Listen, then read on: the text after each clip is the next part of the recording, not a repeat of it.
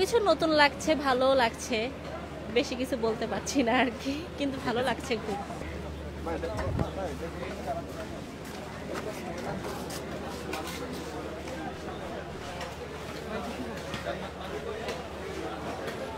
অন্য আগে এক সময় করছে শিবির মাংস, সেমাই, রমজান ঈদের সেমাই, তারপরে পাঞ্জাবি বিতরণ করছে। তবে এক সময় প্রত্যেক হলে হলে কোরবানি হইতো, এটা বিগত আমলে যে কোনো কারণে বন্ধ হয়ে গেছে। হলে স্টুডেন্টরা মাপের খানা, যেটা প্যাকেট খানা, সেটা বর্তমানে পাচ্ছে।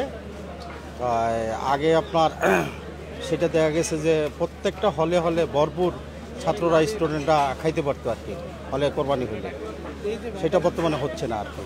মানে এই প্রথমেই হয়তোবা ছাত্র, কর্মকর্তা, কর্মচারী, শিক্ষক সকলে এই ফার্স্ট এইবারই তারা এই মেজবানি আয়োজনের ইয়া করছে, খুবই ভালো।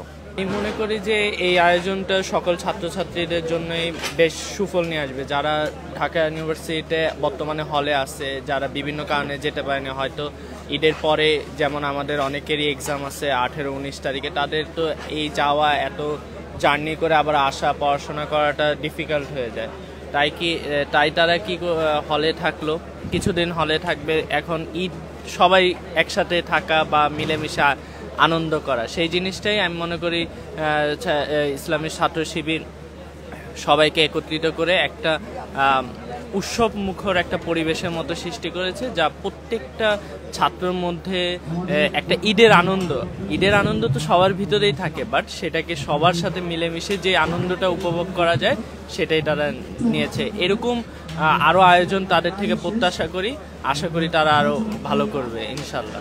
এই যে তারা যে এরকম কাজটা করলো, হলে তো যারাই ম্যাক্সিমাম থাকে তাদের তো এরকম আর্থিক অবস্থাটা এমন থাকে না যে কিনে আনবে। তারপর এখন আপনারা যদি বাজারে দেখেন, গরুর কেজি কিনতে গেলে 700 থেকে প্রায় 750 টাকা। এটা একটা স্টুডেন্টের জন্য খুবই বড় একটা অ্যামাউন্ট বলা যায়। মনে হইতেছে এইটাই জীবনের প্রথম দেখলাম যে বাংলাদেশ ছাত্র শিবিরে তো সুন্দর একটা আয়োজন, সত্যি মন জোড়ানোর মতো একটা আয়োজন। এখানে অনেক নারী শিক্ষার্থীরা রয়েছেন, তারাও ওইখানে এসেছেন।